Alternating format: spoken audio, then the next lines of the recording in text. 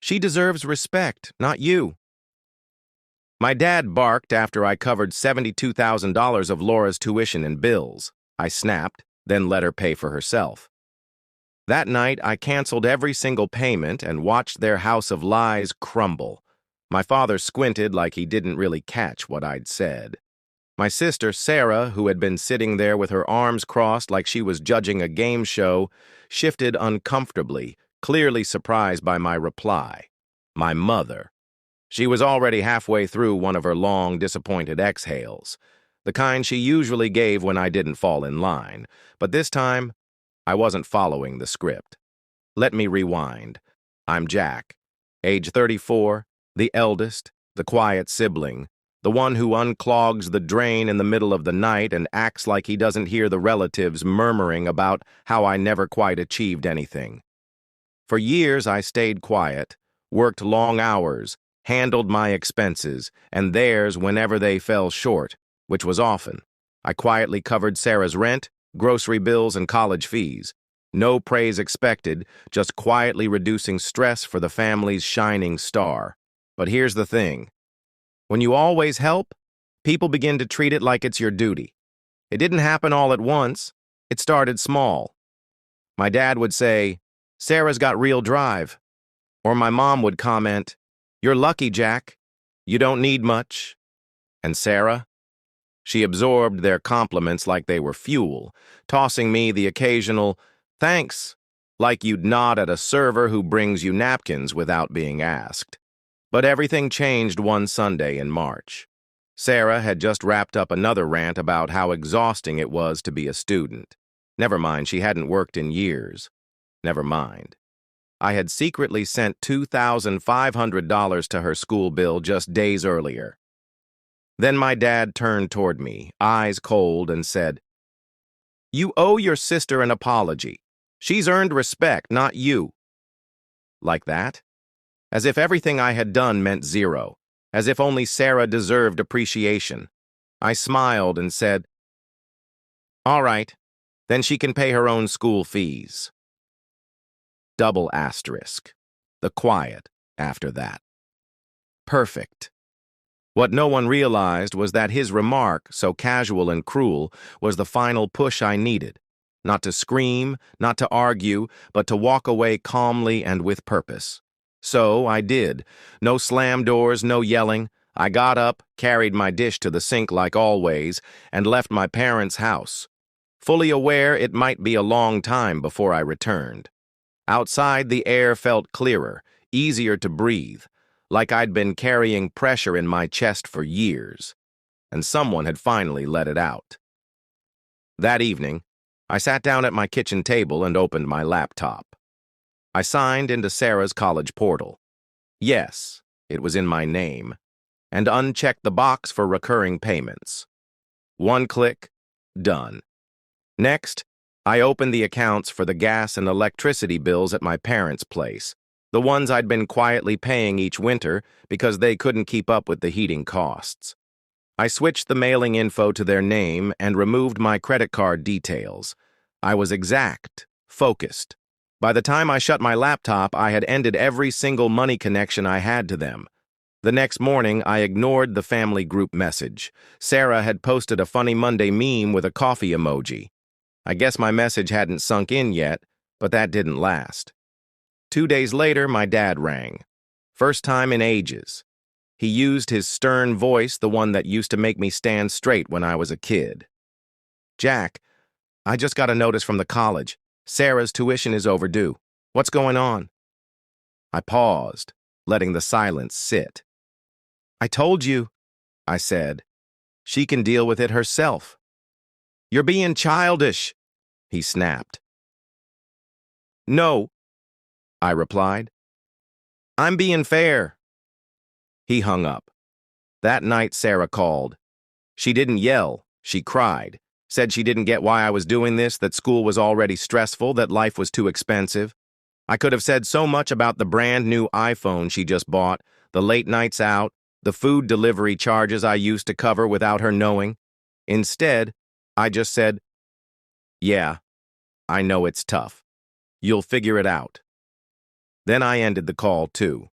Across the following days, the fragile setup I had been maintaining started falling apart.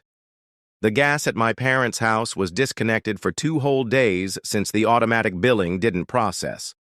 Sarah's college enrollment got locked due to an unpaid charge. My mom rang to check if I had mistakenly stopped the transfer.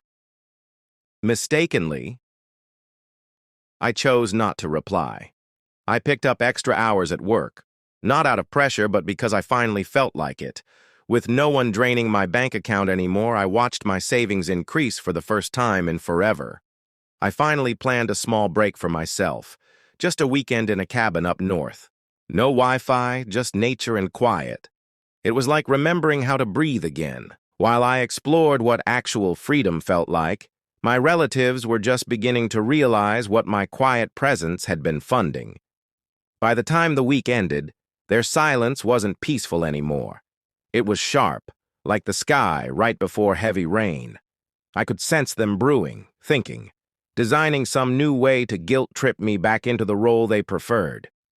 As expected, Sunday came again along with a message. Dinner at 6 o'clock. We need to speak, Jack.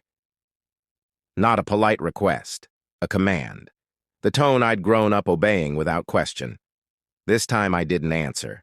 Instead, I went shopping, picked out good steaks, grilled them medium rare, ate while watching a film about people who broke free from controlling groups. The comparison didn't escape me. On Monday, I saw 3 missed calls from my mom and 1 from Sarah. Sarah left a voicemail. Her tone was soft, almost like she had practiced it a few times before recording. Hey, I know there's been tension. Dad, he just says things, you know, but I really need help, Jack. They blocked my college account. I can't sign up for next semester. Can we talk? She didn't sound regretful, just scared. I'll be honest. There was a flicker of emotion in me, but it left quickly. I remembered her laughing over dinner months back, joking that she couldn't live like some broke college student and calling me her sponsor. I remembered her asking me for money for textbooks, then uploading photos from a luxury spa. I remembered Dad saying, "She deserves respect, not you." So I messaged her one word. No. Later that same day, I heard a knock. I opened the door. Dad was standing there, arms folded, looking more like a landlord than a parent. He didn't wait to be let in, just walked inside. "You're really going to abandon your entire family over some money?" he asked. I looked at him closely, and for the first time I didn't see strength, I saw fear, because he'd lost control. "This isn't about cash," I told him. "It's about how I went unseen until someone needed something." He rolled his eyes. "Oh, please. We gave you a home, meals." I laughed. "And I returned the favor again and again, but it was never enough, was it?" He stayed quiet. "Do you even know what job I do?" I asked. Not a word. I nodded. "Didn't think so." Double asterisk. He walked out without saying another thing. When the door closed, I stood still, breathing in the calm. I didn't feel rage anymore, just finality. By Wednesday, I could tell they were falling apart without me. It began with a call from my aunt, my dad's sister. She hadn't contacted me in years, not since that family event where Sarah got praised for getting into college and I got handed the camera for group photos. Now she was sweet, concerned, acting like we were close. "Hey, darling. I heard there's been some trouble. Your dad's just under pressure with bills and Sarah's college situation. He didn't mean the things he said." I nearly chuckled. They had brought in the extended guilt team. Classic. "Sandra," I said calmly. "Did he mention I was covering Sarah's tuition?" She paused. "He said you helped a little. $15,000 per semester." Silence. "Also the gas bill, car insurance, groceries here and there." Nothing. I could picture her doing the math silently. "Oh," she finally replied. "Exactly," I said. She didn't push further. just said something vague like, "I'm here if you want to talk," and ended the call. That's when I realized the balance had really changed for good. I had always been the invisible support beam, holding together their illusion of capability. The quiet piece they leaned on constantly but never acknowledged, and now the house was starting to give way. That evening, Sarah shared a vague post on Instagram, a black background with the message, "Kindness disappears once the compliments stopped." Some of her followers replied with, "You good?" and heart emojis. I didn't comment, didn't respond, just kept scrolling and switched off my phone because, while they were scrambling, I was succeeding. That same week, I earned the professional certificate I'd been working toward for nearly a year. My manager pulled me into his office and gave me a raise, a big one. He said, "Something's different lately. Your attention to detail is unreal." What I wanted to say was, I stopped pouring into people who didn't care. They were draining me. But I only nodded and said, "Thanks." Then I returned to my seat, opened my browser, and searched for apartments in another part of town. Better ones, brighter with natural light. For the first time in a long while, I was planning something for myself, and all of it felt earned. The next family meal happened without me. That had never happened before. No message asking if I could pick up dessert. No backhanded reminder that Sarah's overloaded and maybe I could get the groceries. Just silent. Still, I heard about it. My cousin sent me a picture from across the table. Sarah sitting awkwardly beside my dad, both of them looking like they had attended a funeral. The caption said, "Weird energy. Where were you? You're the only one who makes these bearable." I ignored it. The following day, Sarah rang again. I didn't answer, but she left a voicemail that I replayed twice just to make sure I understood it right. "I know you're angry, but now Dad's saying I have to take out a loan for school.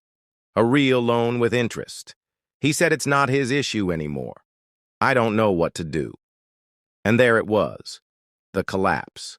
Not just of their money, but of their alliances. Sarah had always been Dad's favorite, but being the favorite only works when you're useful. The second she became a cost, he shut down.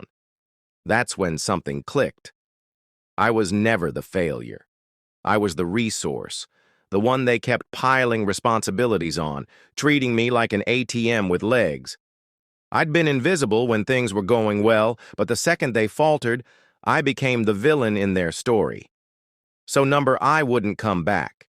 Not until they learned what it meant to be independent. Not until they learned how to stop seeing me as a support. Because for once I was done.